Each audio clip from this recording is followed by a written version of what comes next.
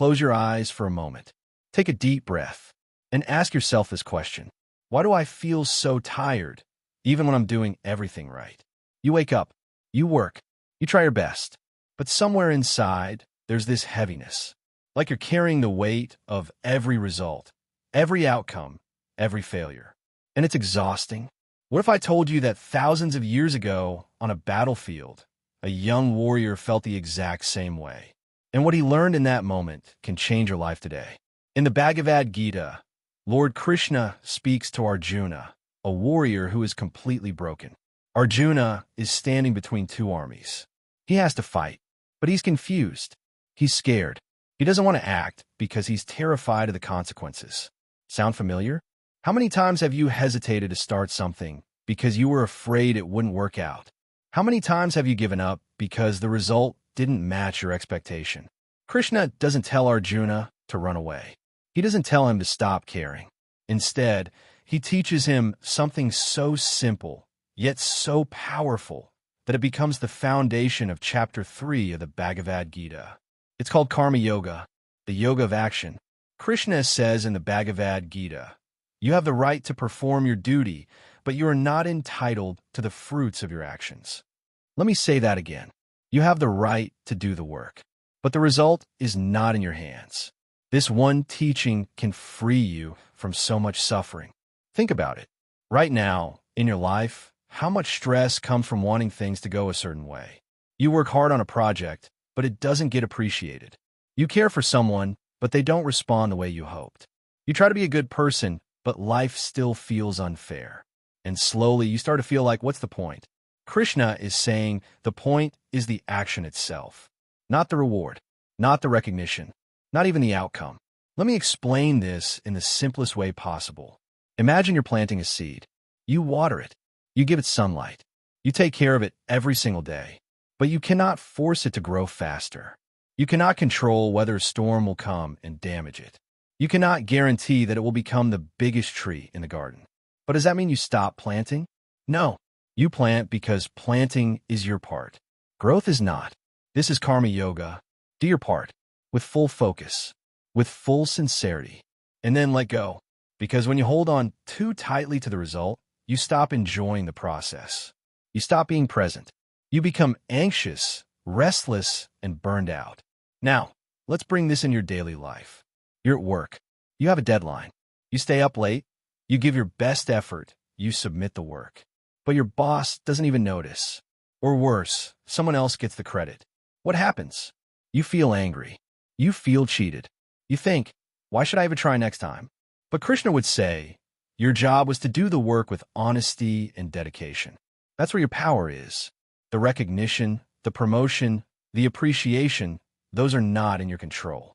And when you make your happiness depend on them, you give away your peace. Let's take another example. You're a parent. You do everything for your child. You sacrifice your time, your energy, your dreams. And one day, they don't even say thank you. They take it all for granted. It hurts. Of course it does. But Karma Yoga teaches you this. Love them because loving is your nature. Care for them because that's your role. But don't expect them to love you back in the exact way you want. Because expectation is where suffering begins. One more. You're trying to get healthier. You start exercising. You eat better. But the weight doesn't drop as fast as you want it. So you quit. But what if you shifted your focus? What if you exercised not to see a number on the scale, but because moving your body makes you feel alive?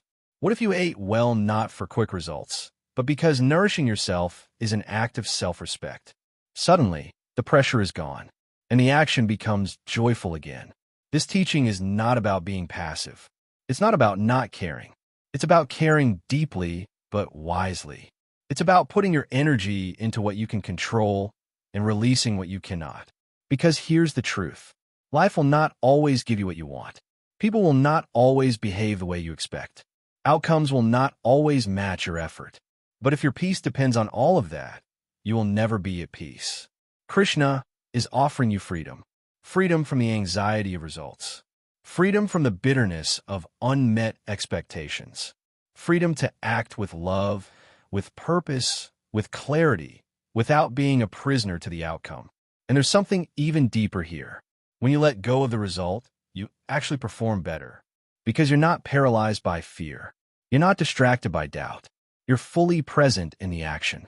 Think of an artist lost in painting, a musician lost in music, a child lost in play. They're not thinking about whether it's perfect. They're just doing it. And that's when the magic happens. That's karma yoga. When your action becomes meditation. When your work becomes worship. When you do things not because you have to, but because it's your expression of who you are. So today, I want you to reflect on this. Where in your life are you holding on too tightly to the outcome? Where are you letting fear of failure stop you from even starting? Where are you measuring your worth by results that are not in your hands? And what would change if you just focused on doing your part with honesty, with love, with presence, and then let the rest unfold as it will? Krishna's teaching is not just philosophy. It's medicine for the mind. It's freedom for the soul. You don't have to carry the weight of the world. You don't have to control everything. Just do your part and trust the process. Because in the end, peace doesn't come from getting what you want. It comes from knowing you gave what you could. So let me leave you with this one question. What is one thing you can do today, not for the result, but simply because it's the right thing to do? Think about it. And maybe in that small action, you'll find the freedom Krishna was talking about. Take a deep breath. And remember, you're not defined by outcomes. You are defined by your effort, your intention, and your courage to keep going. May you find peace in the doing, not just in the done.